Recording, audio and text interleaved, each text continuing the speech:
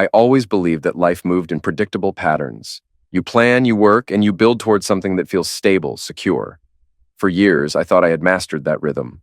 A career I was passionate about, a daughter I adored, and friendships that had weathered every storm. Yet, no matter how well you think you've planned, life has a way of throwing unexpected turns your way. Some you see coming. Others, they blindside you entirely. Looking back, I can pinpoint the exact moment when my carefully maintained illusions started to crumble. It wasn't dramatic at first, just small things, the kind of subtle shifts you can ignore if you try hard enough. A slight change in tone, a hesitation in words, glances that lingered a little too long on things left unsaid. I had been here before, standing at the edge of a truth I wasn't ready to face. And yet, despite everything, I told myself it was nothing. Shauna, my closest friend, hit me with a question I had been dreading but couldn't ignore.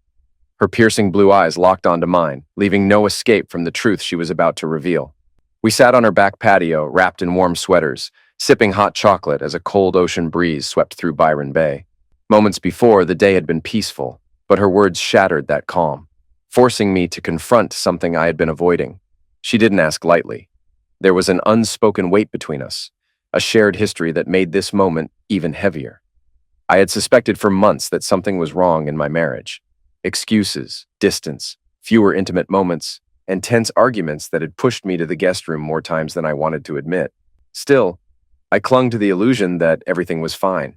Looking away, I focused on the sky, watching the gray clouds drift, hoping to find distraction in predicting the coming rain, but the reality lingered, settling deep in my chest.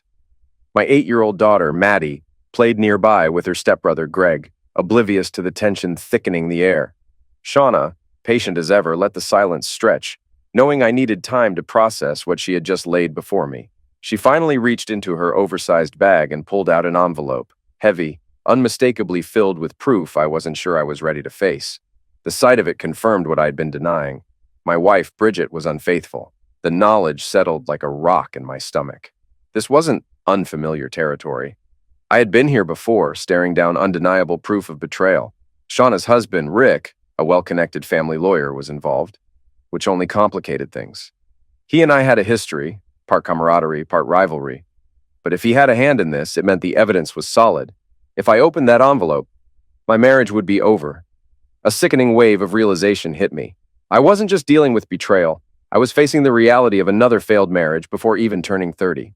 Shauna knew this, and though she held back, her expression said it all. She would stand by me, as she always had. The moment was interrupted by Maddie, who climbed into my lap, unaware of the storm brewing in my mind. She sensed something was off, asking if everything was okay, worried we were fighting like when she was younger. She remembered when Shauna and I were together, before we realized we were better as friends than as a married couple. We had known each other since childhood, best friends since 3rd grade. As teenagers, that bond turned into something more.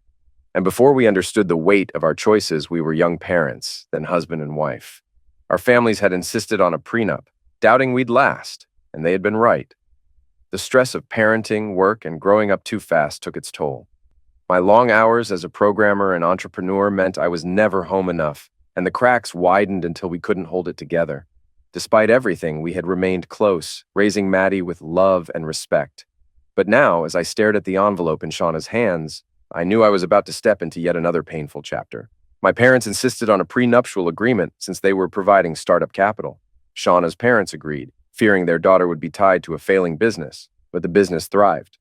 2 years later, I launched a new company, merging the first into it, forming Other Gaming.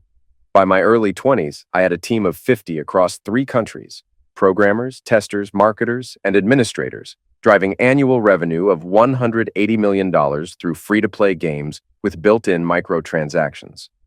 Though modest compared to industry giants, we had never disappointed our investors. Despite early success, my marriage to Shauna unraveled. We cared deeply for each other, were best friends, and shared strong chemistry. But the deeper connection wasn't there. The little irritations, the ones love forgives, became unbearable. My growing business kept me away, adding strain. The constant fights over responsibilities, my work hours, and parenting our daughter, Maddie, took a toll. One evening, a miscommunication, me missing a daycare appointment, her expecting me home, led to an explosive argument. Frustrated, she stormed out, spent the night drinking, and woke up with a stranger. She never tried to hide her mistake, remorseful and in tears. But hearing it crushed me. I lashed out, calling her names. She retaliated, attacking my character, our fight spiraling into something beyond repair. Though she had betrayed me, we both knew our words had inflicted wounds that couldn't be undone. That night, I moved into the guest room, and over the next months, our home became a battleground of arguments and unresolved pain. Eventually, our parents intervened. They sat us down, forcing us to face the damage. The confrontation was brutal, but it made us acknowledge what we had been avoiding. We couldn't keep living like this. For the first time in months, we talked, stripped of anger. She admitted regret, knowing she had let her frustrations dictate her actions. I admitted that while I was hurt, I hadn't been the best husband either. Realizing we functioned better as friends than as spouses, we agreed on divorce. Over time, the bitterness faded, and the bond we once had as best friends resurfaced. Though love remained, it was no longer romantic. Co-parenting as friends became our priority. A year after the divorce, I started dating Bridget, a colleague of Shauna's. She had been hinting at interest, and when I didn't make a move, she did. Shauna gave her blessing, but it was clear it stung. In those early months, she often showed up with Maddie, subtly checking in. Yet, despite lingering emotions, she supported me. Bridget and I clicked instantly. She was fit, confident, and brought laughter back into my life. Months into dating, she confessed her feelings, revealing that after an unhealthy past relationship, she saw me as someone who valued her for more than just appearances. We moved in together, and a year later, she started hinting at marriage. Despite our love, legal complications almost ended us. My company had gained global recognition, and my board insisted on a prenuptial agreement. Bridget resisted, leading to heated debates, but ultimately she signed. Shortly after, we married. Meanwhile, Shauna met Rick, and though I wanted to dislike him, I couldn't. He was a steady presence, offering her the balance I never could. Unlike Bridget and me, who started with passion, Shauna and Rick built something slow and lasting. Despite lingering jealousy, Shauna and I made a conscious effort to keep our friendship intact. We acknowledged our past, but we refused to let it dictate our future. As our relationships evolved, everyone understood that nothing could come between Shauna and me. In the early days of her relationship with Rick, tensions arose, culminating in him hitting me once after seeing Shauna hug me when I dropped off Maddie. By then, they were engaged, and Shauna made it clear to him. There was no reason for jealousy, as I was married to Bridget. 6 months later, I stood as Rick's best man at their wedding. Our dynamic was unusual, but unshakable. With Maddie in the picture, Shauna and I remained connected.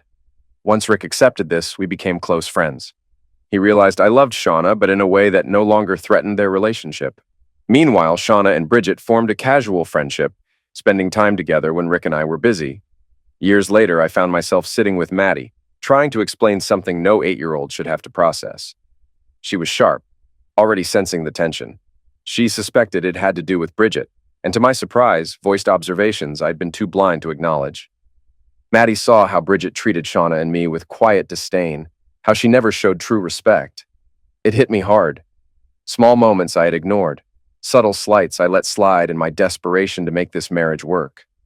Shauna returned, asking Maddie to take Greg outside so we could continue talking. Our daughter protested, but a firm mom voice settled the matter. As Maddie and Greg played, Shauna confided that Maddie understood far too much for her age. Watching my children, I admitted how much I had overlooked.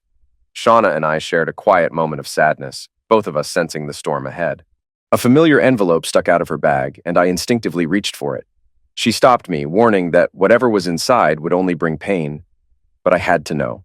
Inside were 2 documents and a USB drive, one detailing Bridget's infidelity with timestamps, locations, and recorded conversations, the other filled with incriminating photos of her and an ex, Brad Houghton. The evidence showed their relationship escalating from casual coffee meetings to something far more intimate. Some images appeared to be taken from a distance, others from hidden cameras, undeniable proof. Staring at the damning contents, I felt a crushing emptiness. I had suspected something, but seeing it confirmed in black and white was different. I asked the inevitable question, why? But there were no real answers. Rick arrived, instantly recognizing the weight of the moment. He revealed that after conversations with Shauna and Maddie, he had suspected something was wrong. He had hired a private investigator, and the evidence had only been delivered the day before. Though he hadn't gone through all of it, my reaction told him enough. He then made an offer, He would represent me as my lawyer. Without hesitation, I handed him the envelope, but he declined, saying he already had a copy. I emailed him the prenuptial agreement, the irony not lost on me. The man married to my ex-wife was now my divorce attorney, about to dismantle my cheating wife's case. We strategized. Bridget was supposedly visiting her mother, giving me time to act. But Rick and Shauna exchanged knowing glances. She likely wasn't with her mother at all. Another stab of betrayal, but at this point, what difference did it make? As the sun set, Maddie returned, and after heartfelt hugs, I left in my Mustang, the first car I ever bought for myself when my company hit $5 million in revenue. I had built an empire, but at that moment, it felt like I was losing everything that truly mattered. When I arrived home, the security gate shut behind me as I pulled into the garage. The house, a modern, spacious property, belonged to a subsidiary of Other Gaming and was part of my executive benefits package. It was the kind of place Bridget wanted, not me. All I needed was a functional workspace and a bed, but we ended up in a 5-bedroom, 6-bathroom house with an ocean view terrace. Maddie had her own room, decorated to her liking, while one bedroom served as my gaming and computer room. Bridget and I shared the master suite overlooking the water. We had only lived here for 6 months, hosting a few parties and enjoying our honeymoon phase. Now, the thought of Bridget possibly bringing Brad here made my stomach turn. Dropping my bag and the envelope onto the kitchen table, I grabbed a bottle of Bundaberg rum and a cold can of Coke from the fridge. Pouring myself a strong drink, I pulled out my laptop and plugged in the USB drive. I needed to see the truth for myself. As I read through the report, it confirmed what I already suspected. Bridget had a history with Brad before she and I got together. Their relationship had been rocky, but after our wedding, they reconnected. Less than 3 months after our honeymoon, she was back in his bed. The private investigator's records detailed conversations, timestamps, and locations, proving her affair was more than just physical. It was an entire relationship, complete with future plans. The most damning evidence came from a conversation recorded just a month ago. Watching the video, I heard Brad plead with Bridget to leave me, arguing that she spent just as much time with him as she did with me. She laughed, telling him she loved him but had no intention of leaving because I had 2 things he didn't: money and intelligence. She admitted she married me for financial security, seizing the opportunity after Shauna and I split. Brad questioned why she didn't just divorce me, to which she bluntly responded that the prenuptial agreement would leave her with almost nothing unless she stayed married for 10 years. If I caught them, she would be left with only the clothes on her back. Then came the part that made me physically ill. She suggested stopping birth control, getting pregnant with Brad's child, and passing it off as mine. When the child turned 18 and inherited my wealth, she planned to reveal the truth, right before something accidentally happened to me. I barely made it to the bathroom before throwing up. Sleep was impossible that night. I drifted in and out of nightmares, reliving the betrayal. By morning, my phone rang, jarring me awake. It was Bridget, her voice cheerful. She was still pretending. She playfully asked if I had been sleeping while she was away. For a moment, I considered confronting her but held back. I needed time. Instead, I feigned exhaustion, blaming work. Sensing hesitation in my voice, she asked if I was okay. I reassured her, and she promised to bring me a gift when she returned. Then, as if to twist the knife, she casually mentioned that we could start trying for a baby when she got back. That was enough. The moment she hung up, I cut off her access to my bank accounts, canceled our joint credit cards, and contacted my lawyer and accountant. She was removed from my insurance and my will. I also sent Rick an introduction to my corporate team so he could help handle legal matters. By noon, Rick and Shauna arrived with food. Maddie and Greg went off to play while Rick and I sat down to discuss the next steps. He noted my exhaustion, and I told him everything. When I revealed Bridget's plan to get pregnant with Brad's child and frame me for fatherhood, both he and Shauna were visibly shaken. Rick assured me that divorce proceedings would begin immediately, and he would file a restraining order against both Bridget and Brad first thing Monday morning. Shauna stayed to help me pack up Bridget's things, determined to erase her presence from the house. Rick left for his office to draft the necessary paperwork. While he worked, I went through the detective's evidence again, reliving the nightmare in painful detail. Bridget's betrayal wasn't just infidelity, it was calculated, cold, and ruthless. By evening, Rick returned with takeout, his demeanor somber. He had gone through the evidence and now understood the full scope of the situation. Without a word, he pulled me into a tight hug, offering silent support. I handed him a small sticker with a 6-digit number, the new gate code. Bridget was officially locked out. We spent the rest of the evening finalizing plans. Bridget was supposedly with her mother on the Gold Coast, but Rick and Shauna suspected otherwise. It didn't matter. She had no idea the walls were closing in. The next day passed quietly. Shauna and Rick stayed most of Sunday, making sure I wasn't alone. As they left, Maddie gave me a long hug, sensing something was wrong but not pressing for answers. By Monday, the fight would begin. But this time, I was ready. I had spent countless hours talking with Rick about the divorce process. When Shauna and I split, there wasn't much to divide. Other gaming was barely off the ground. But as the business grew, I always ensured Shauna and Maddie received more than the legal minimum for child support. Bridget's case was different. This wasn't just a failed marriage. It was a betrayal. She had calculated every move, and I wasn't about to give her a dime more than necessary. I knew she would lose it, and Shauna saw it coming when we talked that Sunday morning. Shauna had never trusted Bridget, though she kept her thoughts to herself. "She never really loved you," she admitted, looking at the private investigator's report. I had let Bridget dictate too much, hoping things would work out. But Shauna reminded me that I had allowed myself to be led down a path that was never truly mine. Bridget had played her game well, but eventually her house of cards had to collapse. At least it happened before she managed to trap me with a child. As we talked, Maddie came into the room, guiding Greg as he stumbled along with that infectious joy only toddlers have. We played with the kids for a while before Rick set up a movie for them. Once they left, Shauna's tone shifted. She looked at me with a mix of sadness and sincerity. "I know things didn't work out, but that doesn't mean I love you any less," she said. We had been through hell and nearly lost each other, but I'd never used our history to punish her. Despite everything, we had created something beautiful. Maddie. Rick joined us and, for the first time, truly acknowledged me. As a lawyer, he rarely trusted people, but he trusted me. He had once viewed me as competition, but now saw me as a man who just wanted to raise his daughter and reclaim his best friend. He reassured me that Bridget's downfall wasn't my fault. She had taken advantage of my kindness, and now she was paying the price. The next day, I went to the office, throwing myself into work. We were gearing up to launch a major augmented reality game in 6 months, but my personal life overshadowed everything. By afternoon, I was home, pacing, waiting for what was coming. At 4 o'clock, my phone rang. It was Bridget, her voice dripping with forced sweetness. She couldn't get past the gate. Her code had been revoked. "I know," I replied coldly. She hesitated, sensing the shift. Then I laid it all out, her affair with Brad, her scheme to pass off his child as mine, the secret apartment I had unknowingly paid for. I knew everything. Her voice wavered, but I didn't let her play her games. "You don't live here anymore," I stated. Panic crept in as she tried to manipulate me, but I was done. As she stood at the gate, 2 cars pulled up. First, a process server handed her divorce papers, a prenuptial agreement, and an eviction notice. Then her mother, Marion, stepped out of the second car.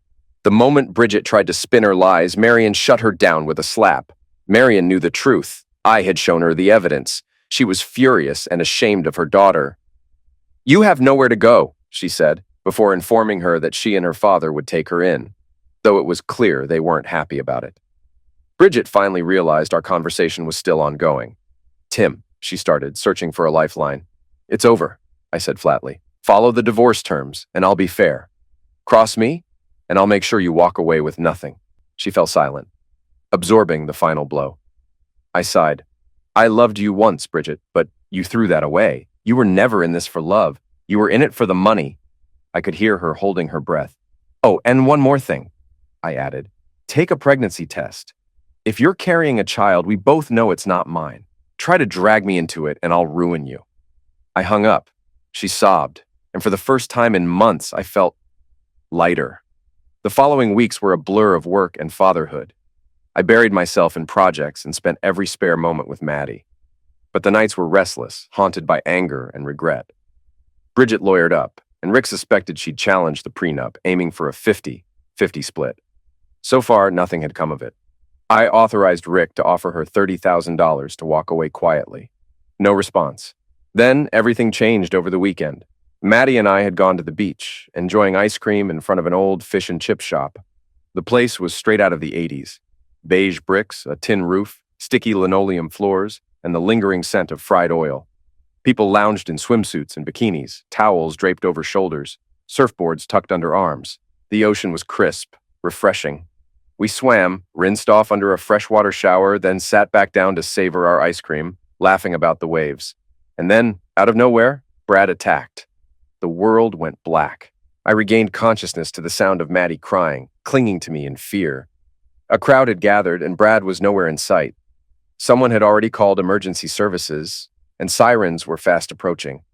Pain radiated through my back and arm as I forced myself upright, searching for my phone and keys.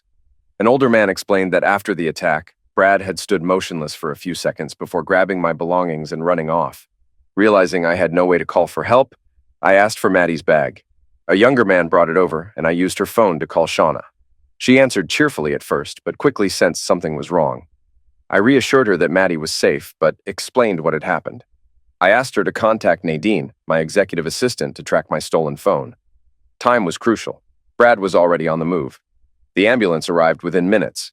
Paramedics assessed Maddie and suspected a broken arm. They praised her for her bravery and noted that my body had shielded her from worse injuries.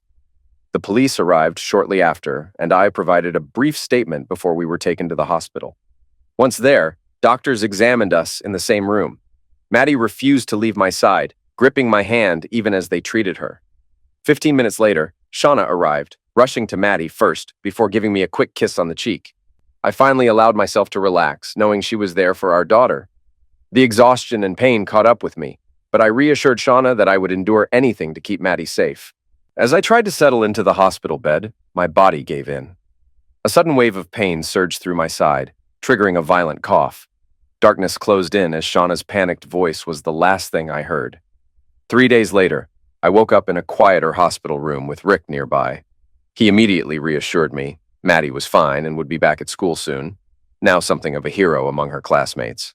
I struggled to sit up, wincing at the pain, and he explained my injuries. A fractured rib had punctured my lung, requiring minor surgery, but I was expected to recover fully.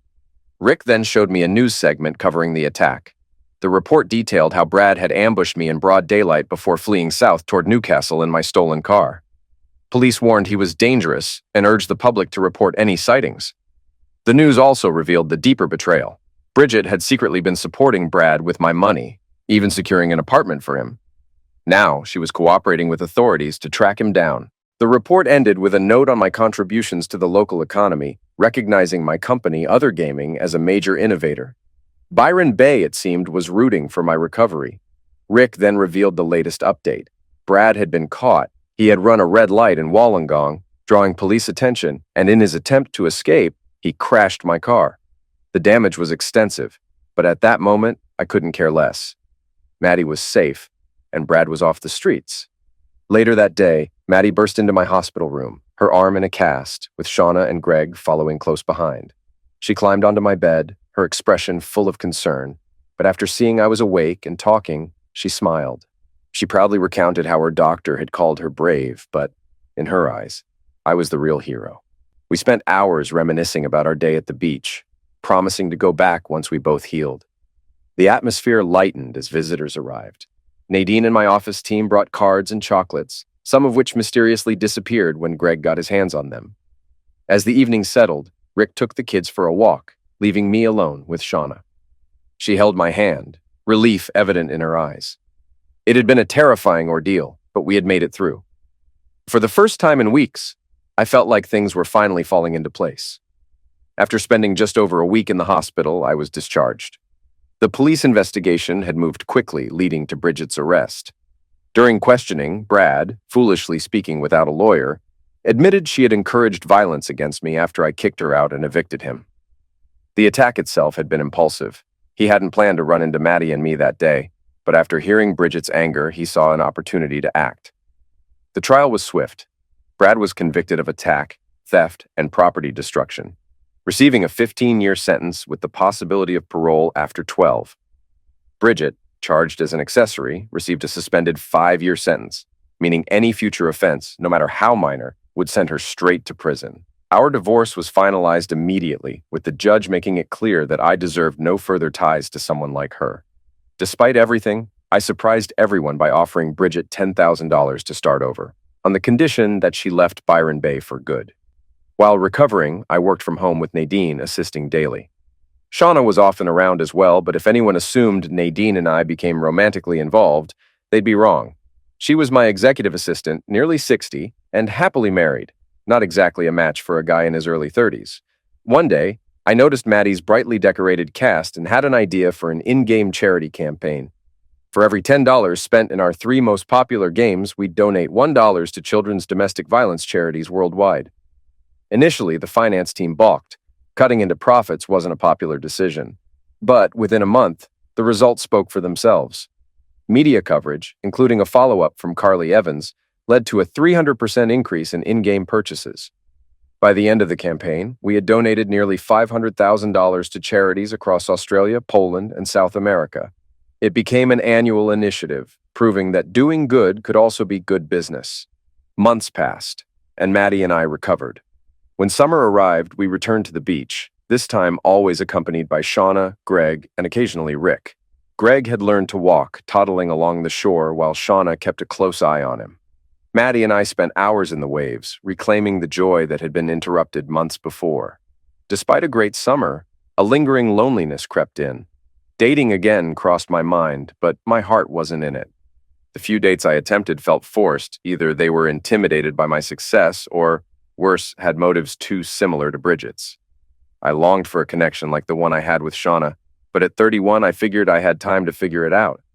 A year passed, bringing little contact with Bridget aside from occasional, abrupt conversations, each ending with a firm no from me. She wanted money, another chance, or forgiveness. None of those were on the table. Then, on my 32nd birthday, everything changed. Shauna, Nadine, and my office team threw a massive party at my house. With over 100 guests, the place buzzed with music, food, and drinks. Friends, colleagues, and even some local business owners joined the celebration. Carly Evans attended too, though under the agreement that the event remained off the record. My family was there, along with Shauna's parents and a few of Rick's relatives. As the night wore on, drinks flowed freely and my head felt lighter. I was watching Maddie chase one of my cousin's kids when I accidentally bumped into someone. Before I could properly apologize, an irritated voice cut through the music, chastising me for nearly knocking her into the pool. Turning around, I found myself face to face with a striking yet unmistakably annoyed woman. She was tall, almost 6 feet, slim but with noticeable curves, wearing a floral jumpsuit that complemented her pale skin and freckles. Her most striking feature, however, was her long, fiery red hair, braided nearly to her waist. It had the deep scarlet hue of glowing embers, the kind of color that demanded attention. But any admiration faded the moment I noticed the cigarette in her hand. Unlit or not, it was an instant turnoff. She scoffed at my no-smoking policy, dismissing it as arrogant. Undeterred, I stood firm, refusing to let her light up near my home, especially with kids around. She seemed ready to argue, but hesitated when Maddie arrived, her hands on her hips, backed by her friend and little Greg, all three standing like a tiny army ready to defend my decision. Seeing the determination in Maddie's stance, the woman reluctantly pocketed the cigarette. But, as I turned to address the kids, Greg misunderstood the moment. Thinking I was about to confront her, he stepped forward and gave her a light push. What none of us considered was that she was standing right at the pool's edge, balanced on towering heels. The gentle shove was enough to send her off balance. Her eyes widened in horror as she grabbed onto my arm, dragging me down with her. The splash was inevitable. I surfaced, laughing, but she came up sputtering, furious. Glaring at me, she snapped about how there was nothing funny about the situation. I disagreed. Falling into a pool was classic slapstick, and if you didn't laugh, you'd probably cry. Her frown deepened as she wiped water from her face. The kids, along with several nearby guests, were already laughing at the unexpected spectacle. She crossed her arms. "Who the hell is Karen?" I smirked. "You, apparently." And just like that, my life took another unexpected turn. The cigarette she had planned to light earlier floated between us, a tiny bubble forming on the surface before popping. I smirked at the woman still fuming beside me. Her face turned red, and for a moment, I wondered if I had pushed her too far. Clearly irritated, she snapped that she wasn't Karen, and had only been looking for a quiet place to smoke without bothering anyone. The way she glared at me made it clear she wasn't used to being challenged. Rick arrived with Shauna, laughing as he tossed us towels. He barely held it together when he realized who had fallen into the pool with me. Meanwhile, most of the guests had already lost interest, their chuckles fading back into party chatter. As I climbed out, dripping and amused, Shauna teased that I had ended up in the pool sooner than expected. I struck a dramatic pose. earning more laughter from the group before heading inside to change. Rick, still grinning, handed a towel to the woman, now introduced as Lily, his cousin from Kingscliff. Apparently, she had been going through a rough time, and the family thought a change of scenery might help. That explained a lot. The rest of the night was easygoing, the pool incident becoming a running joke. Even Greg got a light scolding for pushing, though Maddie later took it upon herself to apologize to Lily. As the party wound down, I noticed Lily sitting with Rick and Shauna while the kids watched a movie. With most guests gone and the catering staff cleaning up, I poured myself another Bundy and Coke before joining them. Lily still looked annoyed, but at least she wasn't dripping wet anymore. I jokingly asked if pushing people into pools was a regular party trick or just a birthday special. She quipped back that she only did it to arrogant men who banned her from smoking, then threw a pointed look my way. Her expression shifted when she realized Greg wasn't my son. Confused, she glanced between Shauna and me, piecing it together. Rick, sensing the tension, took over. He explained that, despite our past, Shauna and I were best friends. There was no lingering drama, just mutual respect and co-parenting. Even he had never felt the need for jealousy, knowing we had long since moved on. Lily seemed skeptical but didn't press the issue. Instead, recognition flickered across her face. She recalled a business case from years ago that Rick had been involved in, one that had made headlines. She connected the dots. That was me. I gave a careful nod, used to the moment people either idolized me or fished for details. But Lily didn't do either. Instead, I explained Maddie's fierce protectiveness, how she had witnessed things no child should and still carried the fear that I might not always be there. Greg, just a toddler, had only wanted to back up his big sister, not realizing his tiny push would send someone into the pool. She listened, her expression unreadable, then quietly admitted she had recently fallen back into smoking. A bad habit, she called it. Her voice cracked slightly before she excused herself, walking off to collect herself. Rick subtly signaled that there was more to her story, but now wasn't the time. When she returned, the conversation took a lighter turn, shifting to Star Wars. I debated a plot point with Rick, convinced that Mando would eventually have to fight for the Darksaber. To my surprise, Lily jumped in, casually quoting the show's signature line, "This is the way." It caught us all off guard. For the first time that night, she smiled. A real smile, not the defensive smirk she had worn earlier. Beneath the tough exterior, there was something else. A glimmer of someone who had once been different. As the night wound down, we made arrangements for everyone to stay over. The kids were already asleep inside, and none of us were in a state to drive. Lily took the guest room, while Rick and Shauna settled into their usual space. Maddie had her own room, of course. Lying in bed, I found myself thinking about her. The striking redhead with the sharp tongue, the hidden sadness, and the cigarette she never ended up smoking. It was just a shame she smoked at all. The next few days were spent at my place, with Rick, Shauna, and, by extension, Lily joining us. We fell into an easy routine. Mornings at the beach, afternoons swimming, eating fish and chips, and building sandcastles. Despite her guarded nature and the smoking habit she never quite indulged in, Lily was surprisingly good company. One evening, as we sat watching Shauna play in the pool with Maddie while Rick entertained Greg, I found myself asking Lily about her past. The question slipped out after a few drinks, and her sharp glare made it clear she wasn't eager to share. But something in my tone, or maybe the way I framed it, softened her stance. After a long silence, she finally spoke. She had lost a child. Her words hit like a punch to the gut. I didn't interrupt. Instead, I let her find her own way through the story. She had been with her boyfriend, Aaron, for just over 6 months when she discovered she was pregnant. Unexpected, but within a week, something she had come to cherish.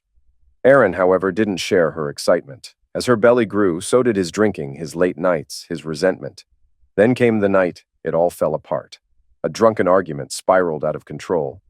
Their neighbors had called the police after hearing their shouting, but Aaron, in his intoxicated state, thought she had called them herself. In a blind rage, he shoved her. The fall changed everything. 2 days later, she lost the baby. Lily barely whispered the words, her voice hollow. Surgery had been necessary to save her own life. The only people she had ever told were a police officer and the surgeon who treated her. Now, for some reason, she was trusting me. The weight of her story settled between us. I placed a hand on her arm, offering what little comfort I could. She looked up, her expression raw, and I told her how sorry I was. She gave a small nod of appreciation but barely held herself together.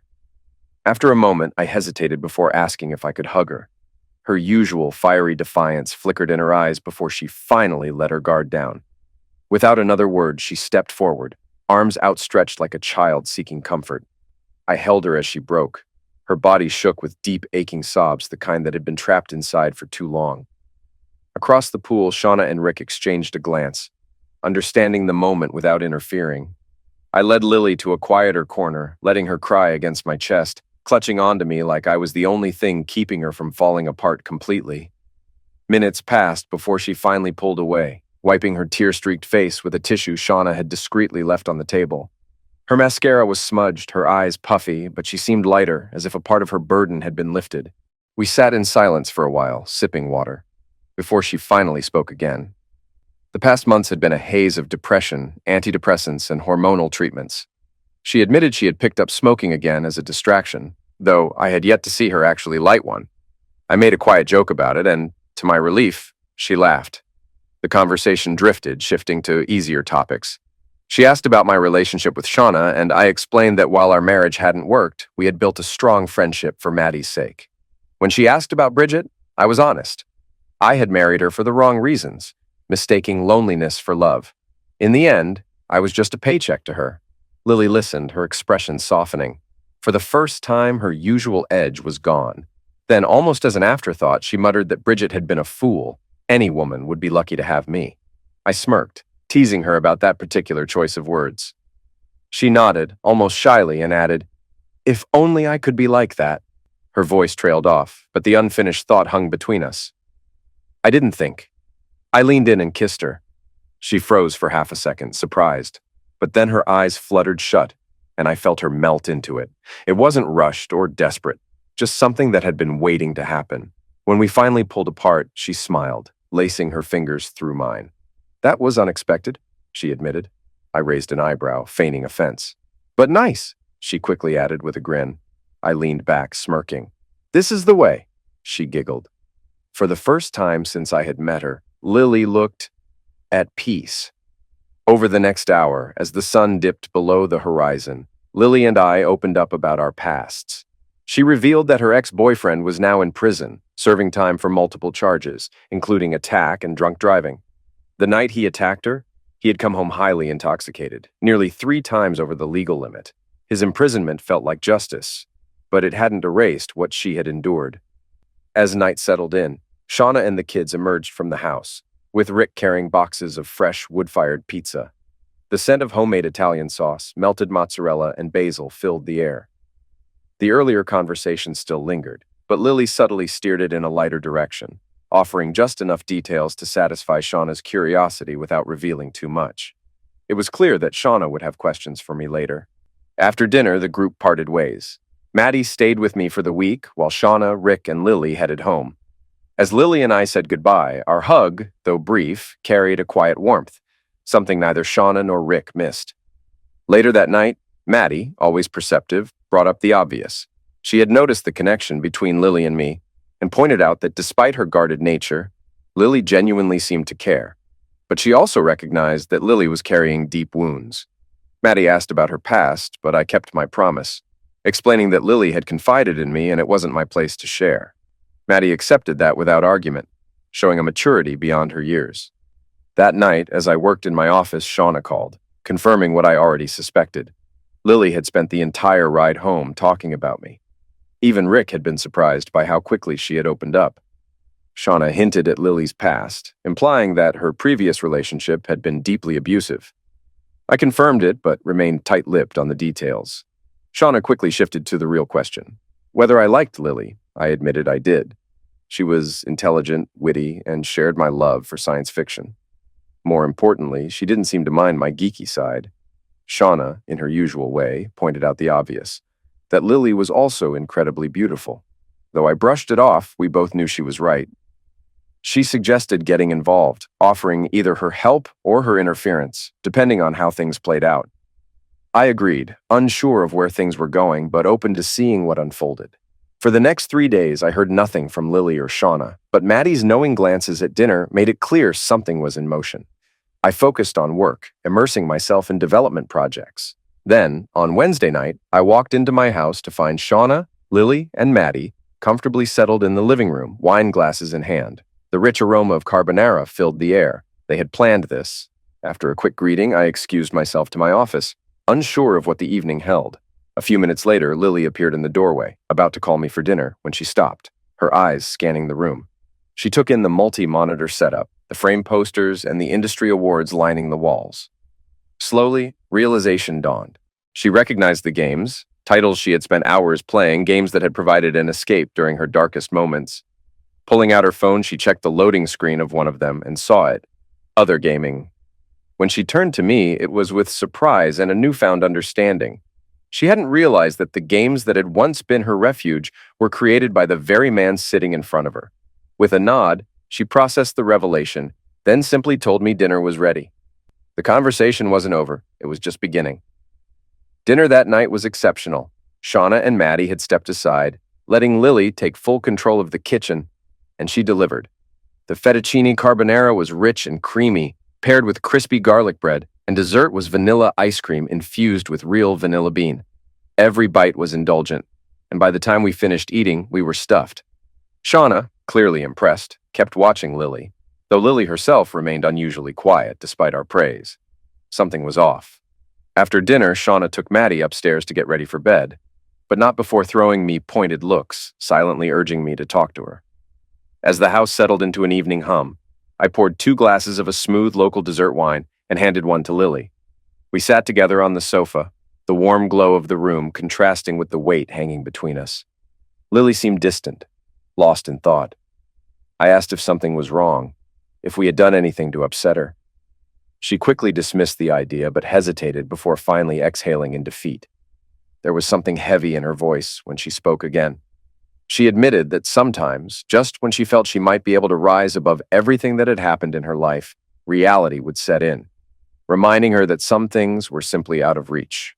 Her words carried the weight of someone who had been through too much, someone afraid to believe in something only to have it slip away. I didn't fully understand what she meant, but I tried to relate. I told her that my separation from Bridget had left a void in me that I still didn't know how to fill. I had loved Bridget, or at least believed I had, and when the truth came out, something inside me broke. Moving past it felt like an impossible task, something I hadn't yet figured out how to bridge. Lily nodded, seeming to understand, but when she finally met my gaze, there was something raw in her expression. Then she said it, "I am your gap." At first, I laughed, not because I meant to, but because I didn't understand. She scowled, clearly frustrated, so I asked what she meant. She hesitated, then admitted what we both already knew. There was something undeniable between us. The kiss alone had been proof of that. She had never felt anything so powerful from a single kiss, something she hadn't wanted to end. But, despite that, she had convinced herself that we could never work. She recounted the past few days, how she had met Shauna and Maddie, how Rick had welcomed her, how she had stumbled into my life by accident.